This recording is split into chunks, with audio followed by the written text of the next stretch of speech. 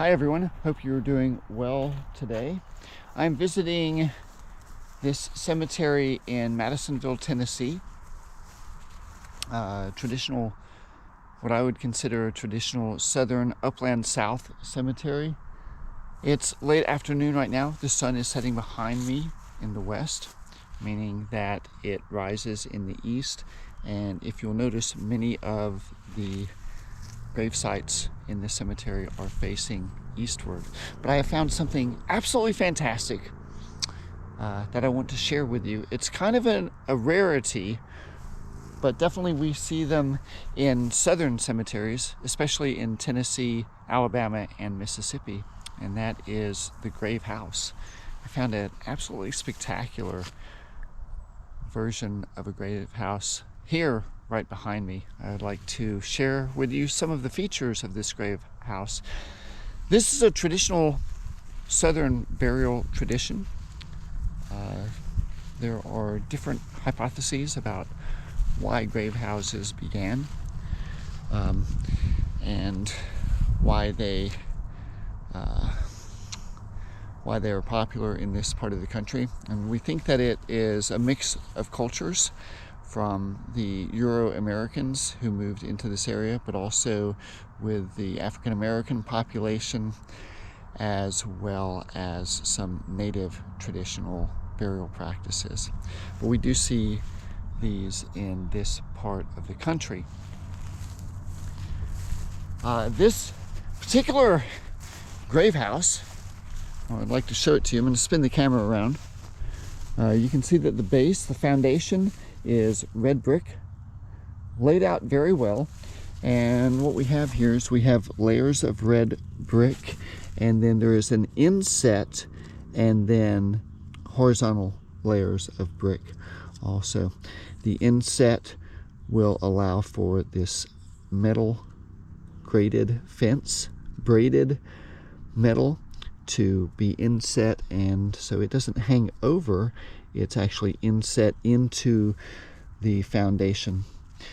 The corner posts are 4x4 with a railing about 3 feet up, and then lap boards, and then a roof with sheet metal roof. And there is an entry gate here with a latch, and I'm not going to open this gate. There's no reason for me to open it, but this is metal hinged into wood. The ground covering inside this grave house is red cedar, and there are 2 grave sites within the grave house. It is very well maintained. It's been painted recently. There's very little, if any, degradation of the wood, so it has been maintained over the years. Doesn't look like there are any leaks. The beadboard on the top has a fresh coat of paint. On the far side, the joists have been painted over. However, it looks like someone has stripped the paint off and has written letters, built July 17th, 19, and I'm having trouble distinguishing this date. Maybe you can help me out to see exactly what this reads. So it looks to me like it's 1921. Because it wouldn't be 1911. It wouldn't be 1931. Doesn't look like a 3, doesn't look like a 4, nor a 5, nor 6, nor 7, because the sevens do not look similar. Not an 8, and the 9s don't look similar. So just by deductive reasoning, I think that's a 2, and I think the final letter is a 1. However, it doesn't really look like a 1 either. So I'm having trouble. The grave sites date to 1937 and 1924. So I'm really a little bit perplexed as to the actual date this grave site was built, but definitely early 1900s. Once again, I want to point out this metal fencing with braided metal wiring and this latch here, and then the metal hinge work. Very well put together.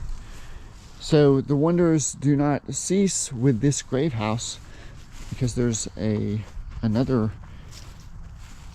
traditional burial design here. This is the barrel vaulted grave covering. We can see red bricks shaped in a barrel shape, rising, vertically laid with more of a horizontal structure beneath it. So there we have it. Pretty fascinating. I just kind of happened upon this cemetery and found these two structures, and I know that people who are interested in cemeteries would love to see these two structures here in this southern cemetery, with the colors absolutely popping this time of year. Beautiful autumn colors. My name is Keith. I am known as the Cemetery Detective. I hope you'll join me on not only my YouTube channel, but also my website.